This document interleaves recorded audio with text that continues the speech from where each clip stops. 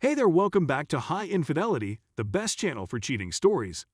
Like and subscribe to channel for more spicy stories.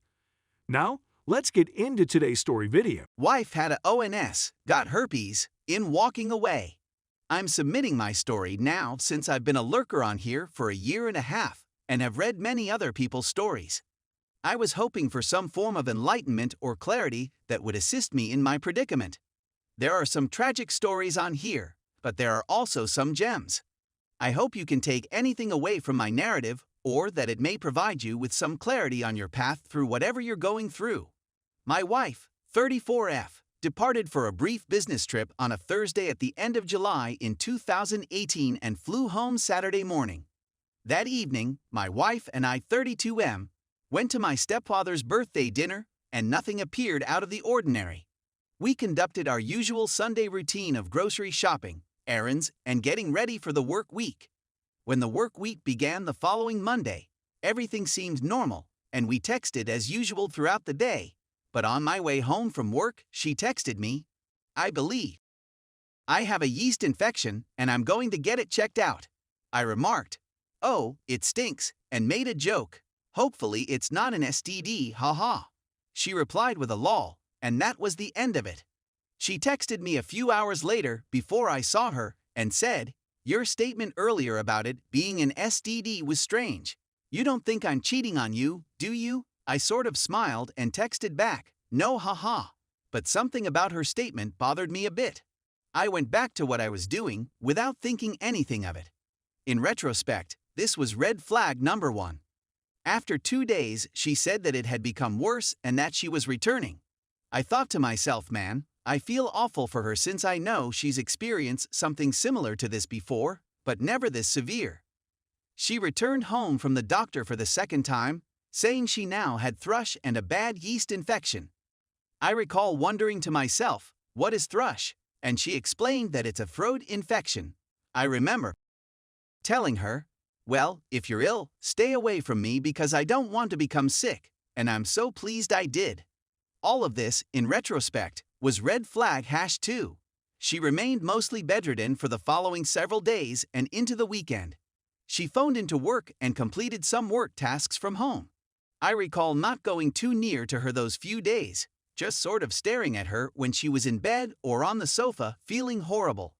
She was visibly ill and there wasn't much I could do. The next week, when she began to feel better, I realized something was wrong with her. When I got home from work one day, she was sobbing on the sofa. When I asked her what was wrong, she claimed she was going to visit a counselor. I was perplexed, but I responded okay and asked whether I was going or if I needed to go. She responded no, that she simply wasn't feeling herself and that she wanted to speak to someone. Okay, I said. #3 red flag. When I got out of the shower a few days later, she was weeping again on the bed. "What's going on?" I inquired. "Is this the best it gets?" she asked. "Is this what we're looking for? Is this what you're looking for? Is this what I'm looking for? Is there anything more to life but this?" I recall being taken aback since it took me a second to realize what she was asking. I didn't sure what to say, so I asked her, like, "What do you mean?" She just said, "Never mind," and I'm not sure what occurred after that. Then, on August 14, 2018, around 9 p.m., as we are getting ready to go to bed, she begins weeping again. When I ask her, "What's the matter?" she bursts into tears. "I know something has been happening on these past few weeks, and whatever it is, I just want you to know I love you, and whatever it is, we will work through it," I assured her. "I can't tell you," she replied. "If I tell you, you will not want to work things out." It was at that point that I began to feel butterflies/adrenaline, or whatever you want to call it, strike my stomach, and I said, "Please tell me." Then she dropped the bombshell, I had a one-night stand.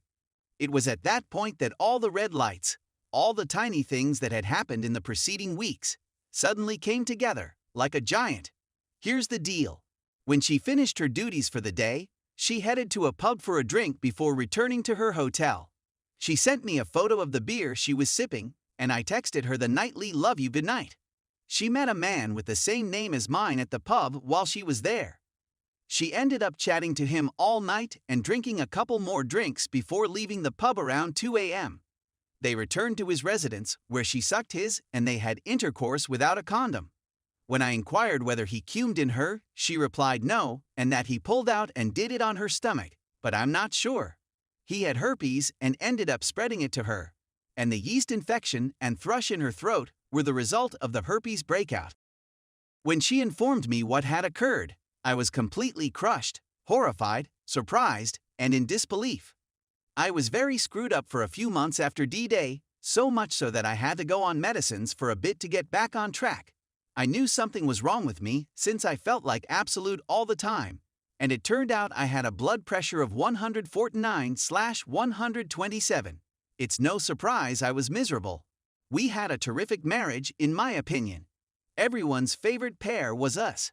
My father even referred to us as Ken and Barty. I'm just trying to provide some perspective since we weren't dysfunctional or had any severe and evident marital issues, but I think what transpired demonstrates otherwise. When I informed some of my close friends and relatives, they all looked at me with wide eyes and said, "Are you serious?" It came as a complete surprise to me and everyone who knew us. She's been seeing a therapist for the last several months, and she's been delving into everything that occurred. The whys. Question myself, do I want to dwell in resentment, anger, and you're thinking why all of the time? Or do I want to confront my anxiety of the great shift, knowing that it will pass? Our present property has been in her name for 2 years, but she would be unable to make the mortgage payment without my assistance. She is aware of it and is terrified. The person she had an affair with isn't going to relocate here, since he has his own home and now knows she's a cheat. I have to tell myself to behave as if everything is okay or back to normal. How can she believe I'm totally okay with what she did? I inquired whether she would leave me if the tables were turned, and she responded absolutely. So on a positive note, I get to go away unscathed. She'll be upset when I go, but she created her bed, so she should sleep in it. She decided a kiss from a younger person she found attractive was worth our 5-year relationship. She can live with that choice today. I'm almost certain I was going because I can't look her in the eyes anymore and I don't believe her I love yous anymore. She may now be the neighborhood, since that's what I'll probably use her for till I leave.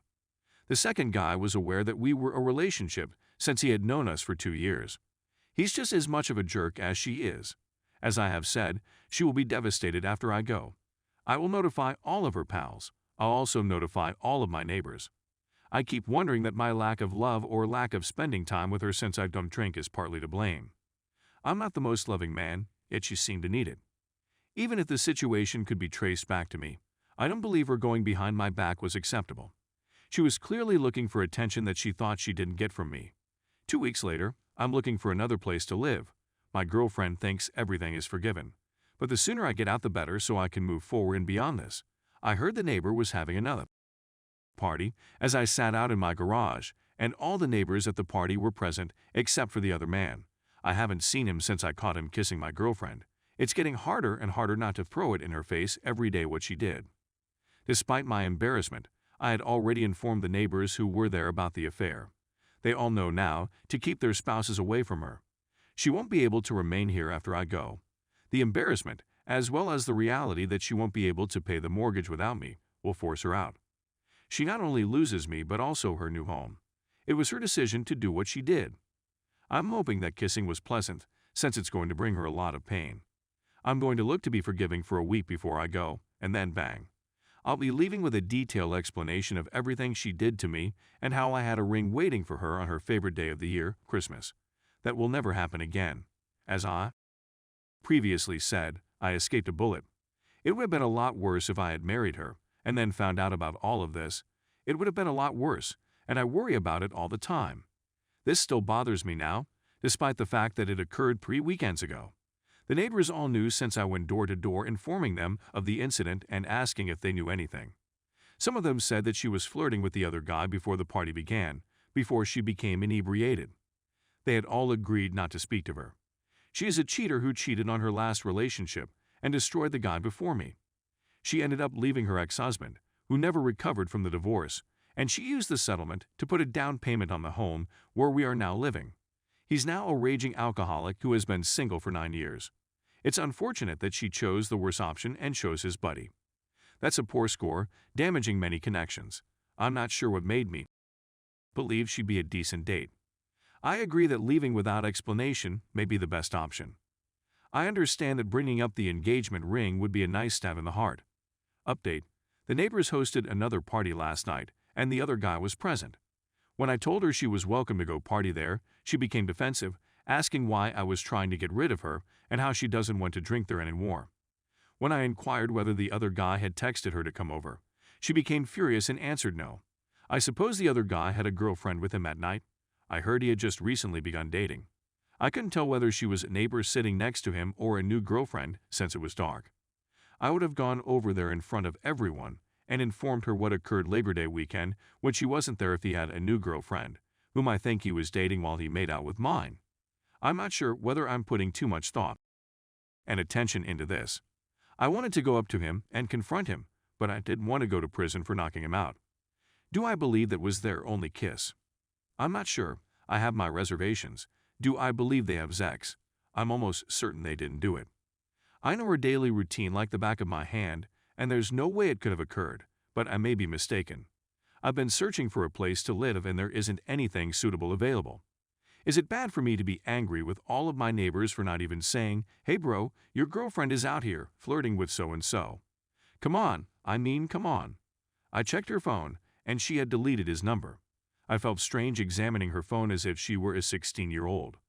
She didn't go to the party because she claimed she was done going over there, but I'm sure as soon as I go, she'll be there, which is okay since if she's with that person, I'll always have that notion in my brain when I leave. I know some of you think she only wants me there to pay for the home, but after 5 years, I feel I know her quite well. She is sorry for what she did, but I'm not going to justify it. She is going to be suffering when I go, and not only because she's going to lose the home. She knows she screwed up. I made a point of not sleeping in the same room as her, and I've kept my distance since the affair. I informed her today that she would have to sell the home someday, but not move away with me. She began weeping, and it's starting to set in that I'll never forgive her. She's so afraid I'll go that she wants to sell the home so we can start again. No matter where you move, there's always neighbors, and anything can happen in a place. I loved going into the area and being in that home. She asked why, and I said, I saw you cheat on me there. Some of you may be wondering why she had his phone number preserved. He's only a neighbor's brother. How long had they been communicating? We have a secondary monetary business painting and refurbishing furniture. He requested us to paint a dresser for him when we initially moved there. So we need to collect the customer's phone number in order to notify them that it has been completed. The second guy does not reside in our area, but he comes over with his brother and sister-in-law to party. I'm not sure how long it was after he picked up his belongings that they began talking, but at this point, I'd prefer not know. When I was in my 20s and 30s, I would have taken what she did a step further and had sex with another girl, video it, and show it to her. But now that I'm older, I recognize that 2 wrongs don't equal a right. When I move out, I'm sure the loneliness will strike me hard after 5 years of being with someone. It's simply something I'll have to deal with, I suppose. I'll be relocating to another city. I've already put items into storage, so when I'm ready to totally go out, which hopefully will be very soon, I'll be able to move the rest all by myself. I'll wait until she works a 12-hour shift, which will allow me plenty of time to get the rest of my stuff out. My parents are no longer alive, and I have no family relations in my state. They held another party this weekend, and the other guy was there. I'm sure they're all gossiping about me behind my back. It took everything in me to remain inside and not go over there and do something dumb, since disrespect is something I will not tolerate. I confronted her last night, so what's the true reason you did it? And don't blame booze, because I'm never going to accept that, and all she answered was, believe me, I don't want the person all right, with no more explanation. I told her that if she thinks he's more attractive than me or anything, she can take him. I'm not sure. I believe I'm putting too much thought into this. It won't be long until I'm out and able to continue on with my life, but her life will be flipped upside down very soon.